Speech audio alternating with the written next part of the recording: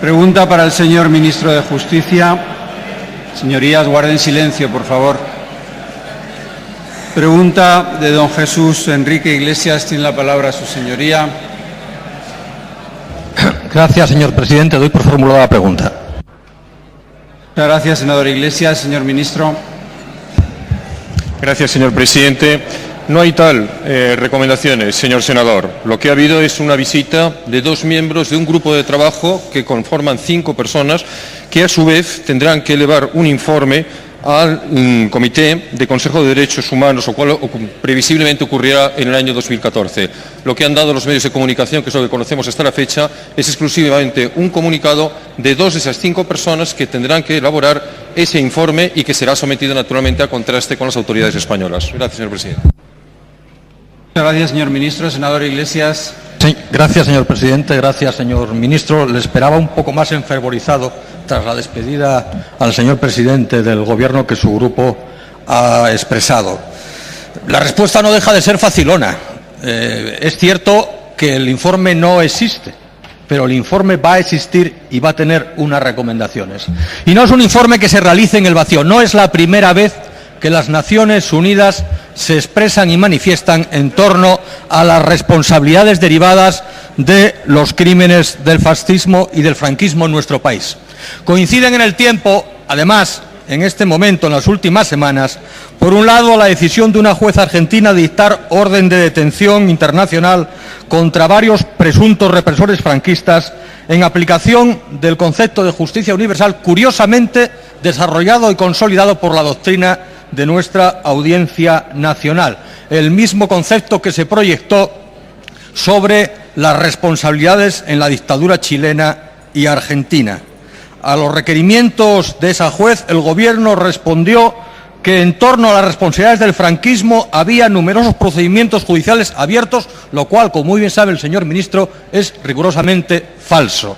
Tras la sentencia absolutoria, eso sí, del Tribunal Supremo, en torno a la imputación del juez Garzón, quedó perfectamente claro en la doctrina sentada por esa sentencia que difícilmente un juez español va a tener posibilidades de abrir diligencias penales por responsabilidades derivadas de los crímenes del franquismo. Por otra, la visita a la que el señor ministro hacía referencia y que era el motivo esencial de la pregunta.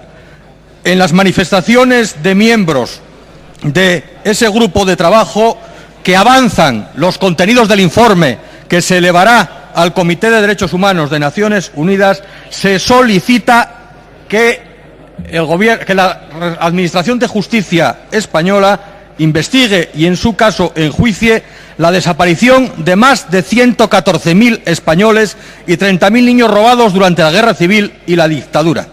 Que España ratifique la Convención sobre la imprescriptibilidad de los crímenes de guerra y de lesa humanidad y que derogue la ley de amnistía. Insisto, no es la primera vez que las Naciones Unidas se dirigen a nuestro país en estos términos.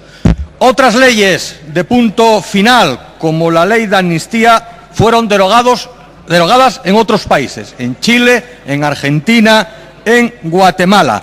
La impunidad, señor ministro, no puede ser la marca España. Son muchos los problemas que acucian a esta sociedad.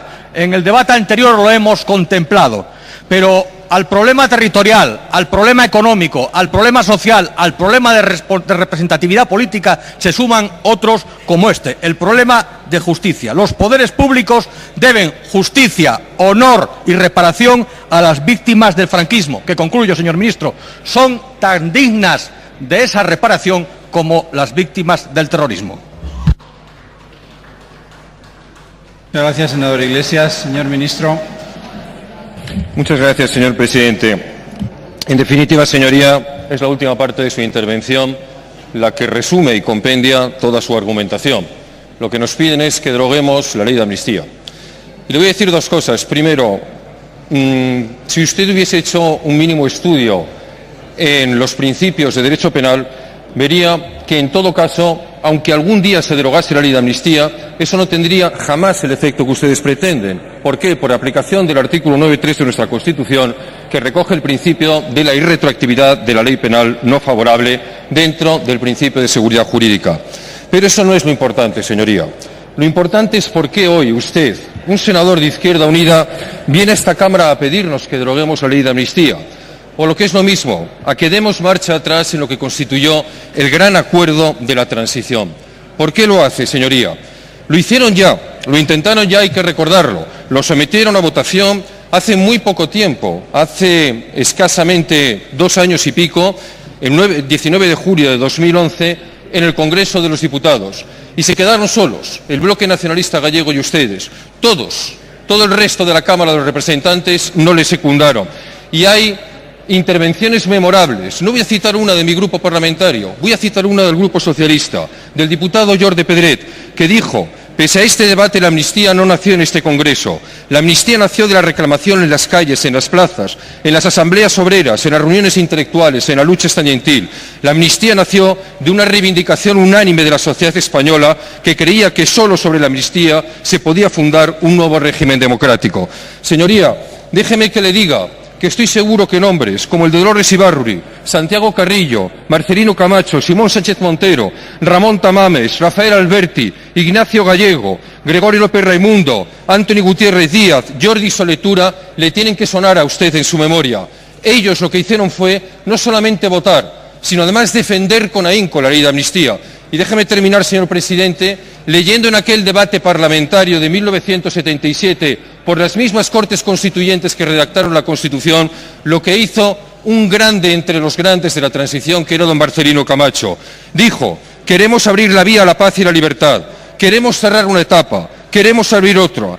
Nosotros, precisamente los comunistas, que tantas heridas tenemos, que tanto hemos sufrido, hemos enterrado a nuestros muertos, hemos sufrido y hemos acabado con los rencores. Nosotros estamos resueltos a marchar hacia adelante por esa vía de la libertad, esa vía de la paz y del progreso. Señor Iglesias, yo no le pido que me escuche a mí, le pido que escuche a los que, teniendo su misma ideología, tuvieron una altura histórica en este país, una altura que los que ahora pretenden echar por tierra la transición, que los que pretenden deshacer aquel abrazo de Juan Genovés que simboliza ese reencuentro del pueblo español, lamentablemente no tienen. Señoría, mire a los grandes de la transición, incluso a los que estaban en su propio partido. Gracias, señor presidente.